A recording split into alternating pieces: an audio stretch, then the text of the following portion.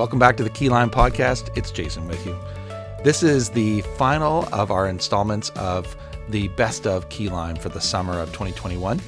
Every year, our long-suffering and wonderful editor, Wendy, goes through the top downloads, finds a podcast that you really liked, an episode you really liked, and she brings them out for all of us to hear. She sometimes slips in outtakes, so we're all a bit nervous when she does this. But this is the last one for this interim season. This is episode 204, Pedagogy of the Oppressed Teachers. It goes back to January 22nd, 2019, and we hope you enjoy. I do want to say, though, we're very excited because we'll be back with some fresh episodes next week. Linda, Lara, John, and I have all already recorded 3 episodes for you. We were tough, we were punchy, we were a little bit rusty. We had a lot of fun, and we look forward to having some fresh content for you next week. But first, Pedagogy of the Oppressed Teachers. Just do it in Swedish. It'll be fine. Hejsan allihopa. Tackar så jättemycket att du kommer att prata med oss idag.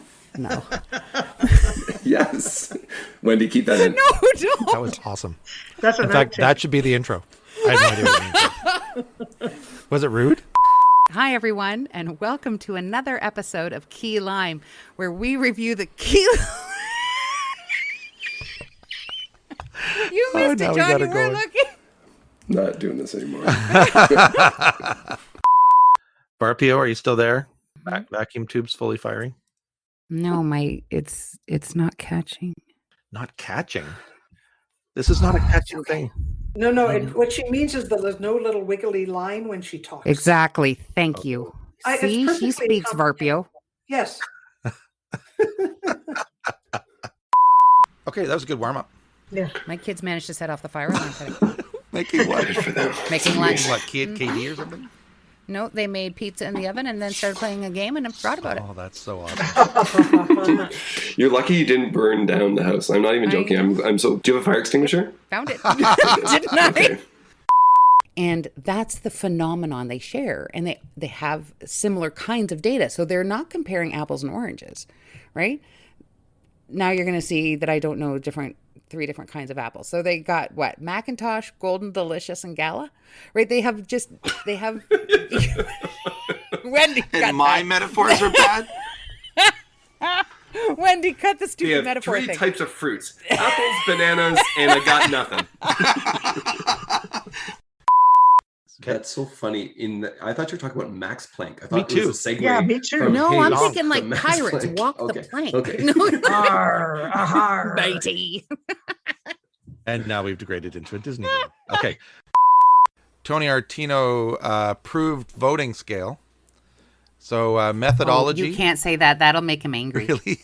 Tony's always I don't. angry. I just don't think that we should say that he has approved of our rating Okay, scale because pretty guaranteed he hasn't. Veracity of our previous assertion has been withdrawn. No. But if we get 5 people from all around to approve our rating scale, then it's an MSF. So then it's more valid. And yeah, and if they've all gone through training. Exactly.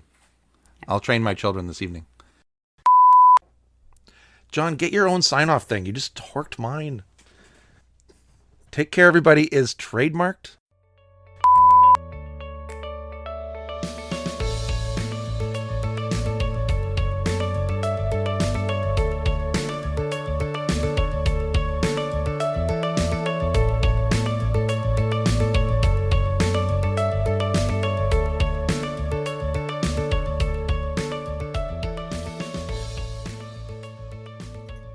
Welcome to Keyline, Key Literature and Medical Education, where the number you need to listen is 1.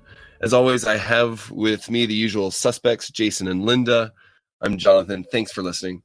Before we jump into the paper that Jason has for us this week, we want to give a shout out to Todd Parton from Penn. Todd, thanks for your email. And Todd basically called us out, rightly so. He said we critiqued the paper and then at the end we chickened out. And you know what, Todd? Probably were. That was episode 191. I'm not going to tell you, dear listener, which episode that was. Bit of a teaser. You have to find it out for yourself.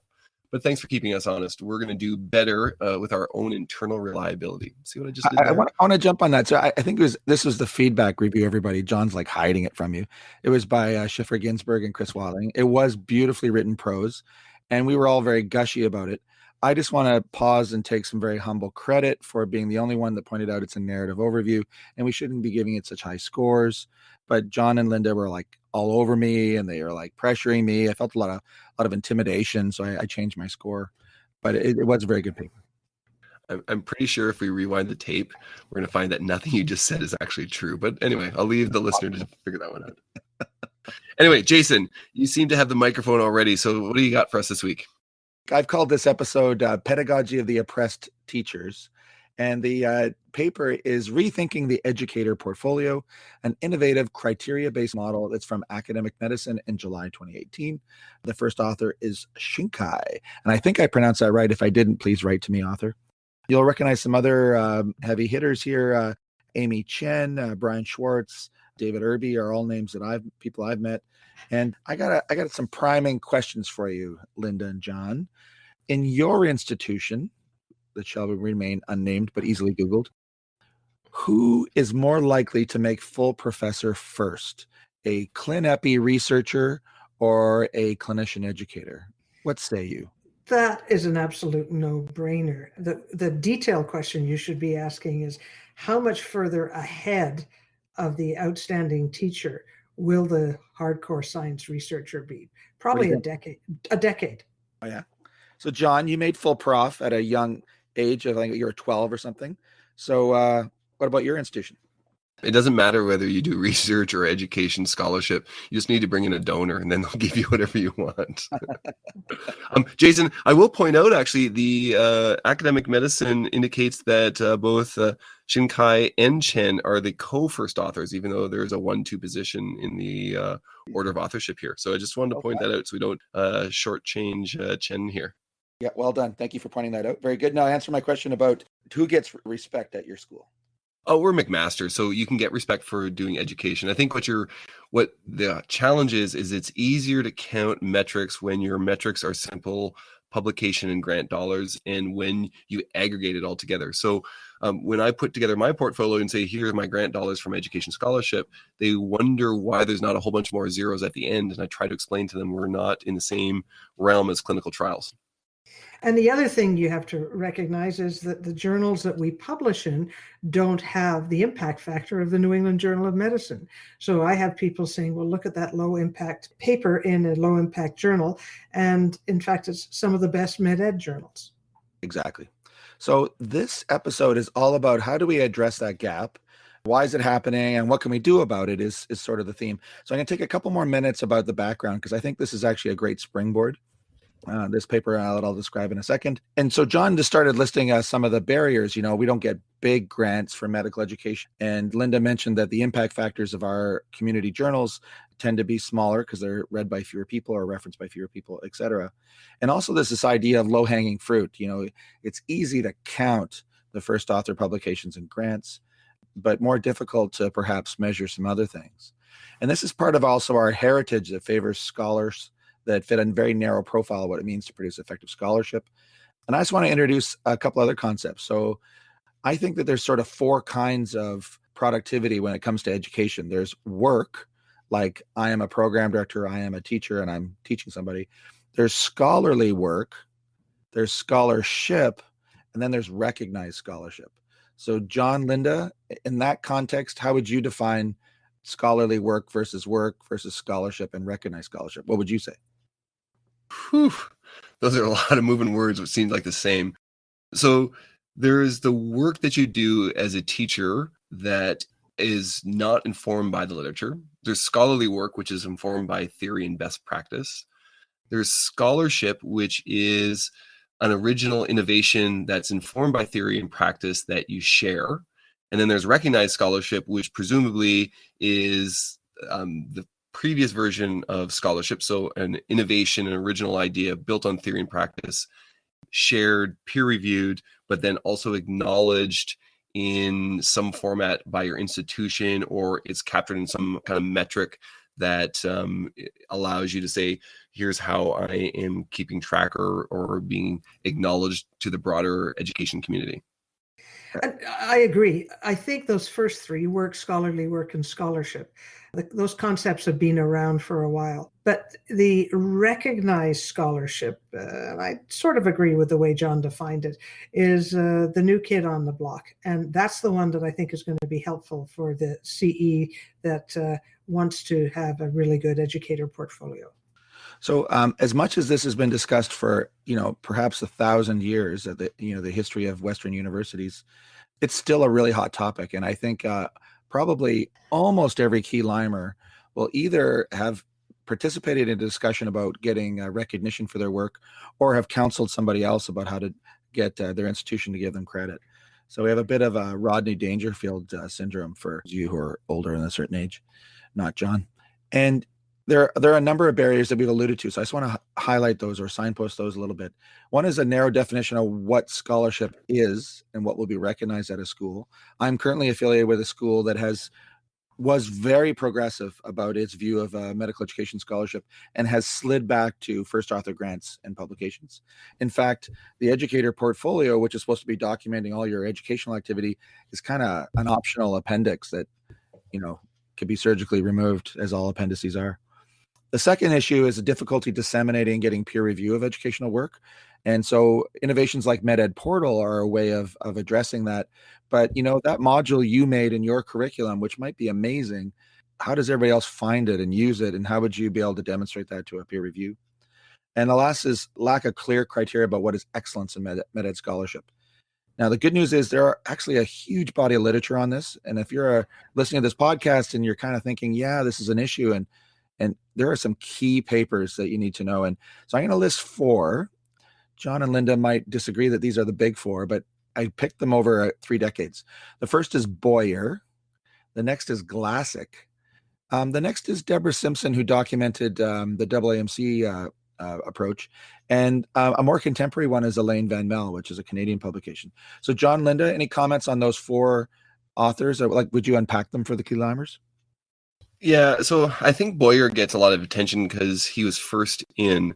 I sometimes find that his framework is a little bit difficult to access, and so he's not my preference. I think Lee Schulman sometimes doesn't get the recognition because he was writing early for, I think it was for the AAMC or the Carnegie Foundation. I can't remember who. Carnegie. Yeah. Carnegie. So I think he really was one of the thought leaders who doesn't get as much recognition. Glassick, I think, is the most readable and the most helpful. Elaine Van Meln for CAME here in Canada was really helpful. Jason, Linda, we've all written together on this whole idea of education scholarship. We didn't come up with original ideas, but we did some of that knowledge translation piece. So, I think that's also helpful too. The only thing I'll add is that each of those people took a slightly different approach. Boyer was, scholarship is more than just doing original discovery research, and things that we do in education can be scholarly. Glassick actually put the quality criteria onto it, and then Simpson and Van Mel actually expanded on those. So, and as I said, as you said, they're more contemporary. Fantastic. So I recommend those to all key limers. I really think that if you're going to be a clinician educator, you need to have read the papers that are relevant to that. I'll put the refs in the abstract and you can click on them. So the bad news is that despite the work that's been done in this area, each of these authors have come up with some elaborate criteria to help recognize educational scholarship when you see it and judge its level of excellence and impact. Despite all that work, the bad news is that this problem persists. It's led to generations of teachers and educators that feel like they're getting no respect from the institution and their peers. So enter the authors for this paper. It's actually an educational innovation paper, which we don't do a ton of because the methods are usually pretty brief and there's less to springboard from. But this one is such a classic paper. I really thought it was worth discussing. So the authors are from the UCSF in San Francisco, and they set out to address a problem locally, and then they blew it up into more of a generalizable paper. So the problem of academic recognition of medical educator and teacher contributions and they chose to enhance the educator's portfolio.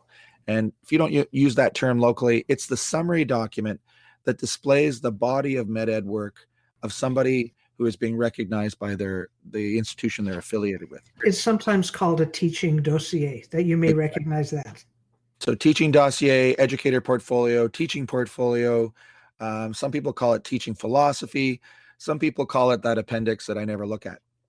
Specifically for this paper, they set out to redesign the UCSF educator portfolio to do three things: display faculty members' current activities related to med ed in a more effective way, facilitate rigorous peer review, which is often absent, and to provide an improved tool for professional development so they can actually show the gaps in someone's portfolio and show what they need to do to fill. I was going to pause there. So Linda, John, what do you think of the premise of this paper? I think it's an excellent premise. Having reviewed many people's CVs and teaching dossiers as they go forward for promotion, each school has its own way of doing it. They're all different. Some are much more qualitative. Some are basically just counting beans, whether it be the number of hours teaching, who you've taught, what the students say about you. Again, usually quantitative and not particularly helpful. So trying to standardize it is a really good idea. I think the other reason these authors did what they did was they wanted to be able to select people for their Academy of Medical Education. And this put everybody on an even footing. John? I'm really aligned with this purpose. I'll have some more critical things to say maybe about what the actual outcome looks like, but this is certainly necessary. Okay, so let's dive into their method. So again, this is an educational innovation. We've talked a little bit in the past about educational innovations and some ways to be systematic about it. Here are their 6 steps. First of all, they began with the school's existing educator portfolio. So they started with a template and they gathered a bunch of educators from their Academy of Medical Education. So they're a recognized, arguably a recognized group of experts. And they put them together in a room. They don't describe the process they made, but they made revisions as a group, knowing what they know about the literature and what is good practice. They imported the criteria from those authors that I mentioned about what is educational excellence and made a bit of a template for evaluation. It is not a rubric. There's no Likert scale on it, but it does give some grounding that any peer reviewer could use to consistently be evaluating it. The 4th step was they used a series of workshops that they were giving on faculty development anyway to obtain iterative feedback of the template for revisions. Then they piloted the new portfolio template for admission applications to their local Academy of Medical Education. So many of you have schools that have an academy that recognizes excellence in teaching, and there's got to be some way of demonstrating that excellence. So they used this template as part of that process. And then finally, they were successful with their pilot, so they convinced the medical school to adopt it for all teachers applying for academic promotion and incorporate it into the formal CV, the academic CV. Their key outcomes were this template, an example that they provide in the paper, and they also give you some filled out examples. And they suggested that this should be incorporated right into the educator's CV. And they also provided the UCSF criteria for educational excellence. So John, Linda, what do you think of the process they did for their innovation? Is this the approach that you would have made if you were doing this locally? In terms of a local innovation, I commend them for being systematic. I commend them for piloting it. I have no major concerns with the methods for developing this innovation. I really, really would have loved if they could have explained how they managed to convince the medical school to adopt it wholeheartedly. Yeah. This presumably is a major change for that community, although I imagine that their academy is fairly strong and influential. They certainly have some powerhouses associated there and on this paper. But wow, that's a change management paper that I would have loved to have read. I can't believe that it went so... It's glossed over in 1 or 2 sentences. Linda? When you look at this, it almost, but not quite, actually reflects Glassic's criteria, Glassic steps. They began with the existing portfolio and then gathered people together. Basically, they did some adequate preparation. They had clear goals in that. They used appropriate methods to do it. They found the results were significant because they could use it for their local academy applications. And then I think it's that step number 5 of Glassic, effective presentation. I suspect that that's what actually convinced the school to adopt it, which would give it the dissemination that it needed. So there you go. So they came up with something that took the whole conversation to another level of rigor. And I agree with John that it was there's a couple things about their method. So I'm sure that they began thinking, let's just solve a local problem. And then they cleverly turned it into scholarship that all of us are talking about. If they had planned from the beginning to make this something they would disseminate, they might have used a different method. For example, a case study method, which walked through the phenomenon, the context, how they made the change, what the lessons were learned out of that change. Or they might have been a bit more systematic, like more of a group process that is planned. So a Delphi, a nominal group process, defining who the subject matter experts are, a bit more of a reference to the existing literature. So, I missed those things. Nevertheless, it's still a very useful outcome. Can I ask, just before we move on to the conclusions and some spare keys, what did you think of Table 1? It's the juicy table that lists the criteria for educational excellence. And I'm just going to, for readers' sake, I'm just going to list a couple while you're driving in the car or you have your headphones on and you're running.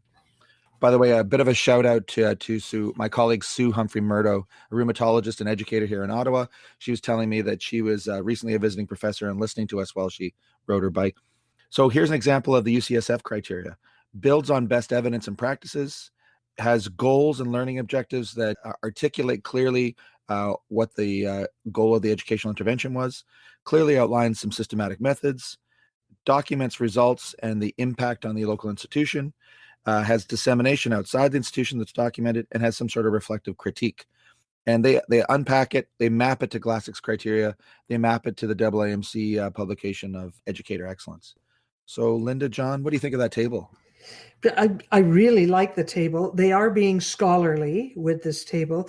I think you shortchange them because I think they build in some scholarly approaches all the way along in their methods. And the other thing is, it's 1, 2, 3, 4, 5, 6 things. And when you actually look at the actual portfolio on what a teacher or clinician educator has to do, it's not that much work. To me, that's one of the most attractive things about this. So I'm going to kind of merge my questions or my comments around the table that have the assessment criteria with my actual comments around the portfolio. What I kind of miss is here's how it really integrates together. I feel that the actual portfolio just feels like a table. It feels like a template. The very first question after you kind of put in your name is you have a sentence to describe all your different faculty roles. And then they want you to know what's your first contribution to teaching. And they seem to highlight teaching. And then there's nothing more. Everything is just, you can add something else that's relevant to education. I would have been interesting to see if they would have taken this opportunity with a redo to really map out different areas of what it means to be an educator, to signpost emerging areas. Where is the piece around social media based scholarship? Then to be specific about what's the process by which you're going to review it? Are they going to be original in terms of different review processes? And how is this actually used? Or is it just an overall gestalt?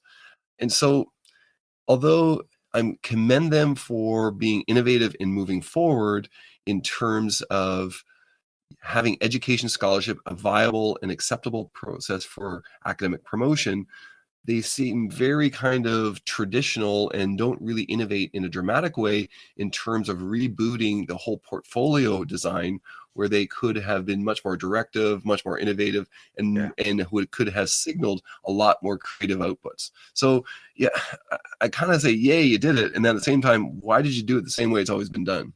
Yeah, it's kind of an ironic paper in that way. So thank you for hitting on an important outcome.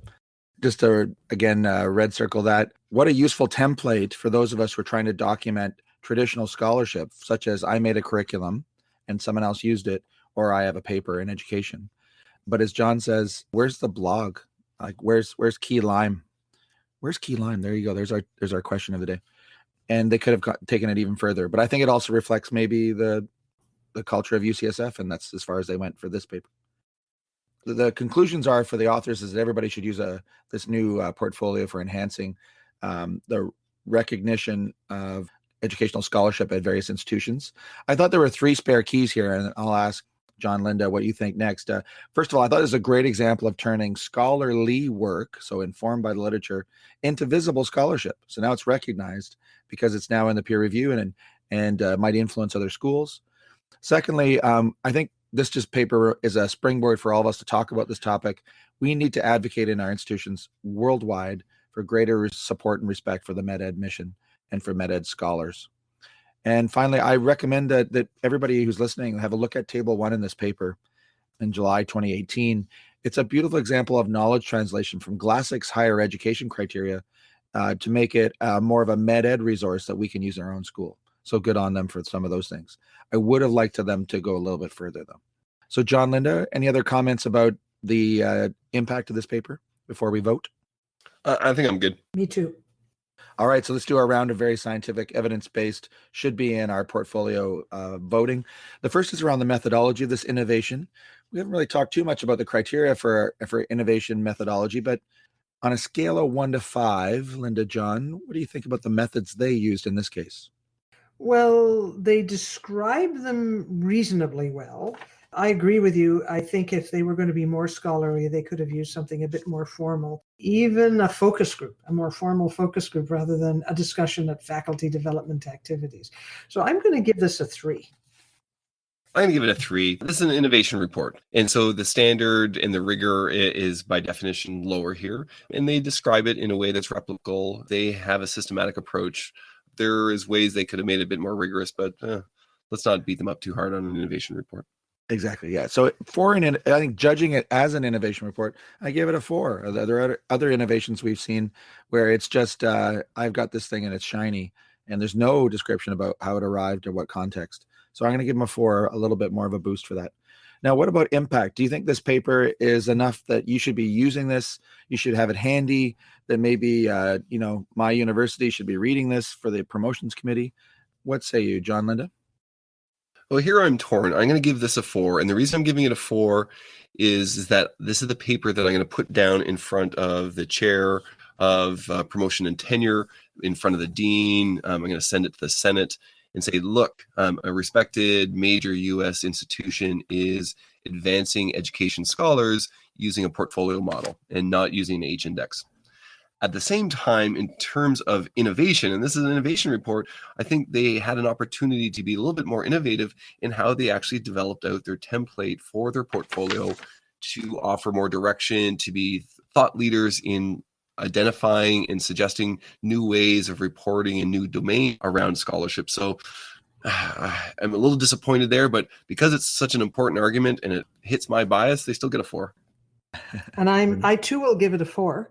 The reason I didn't give it a 5, because I do think this is important and I do think it should go to our deans and promotions committees, is that they're going to read it and say, yeah, but how did they manage to persuade their leadership that this should be adopted, institution-wide?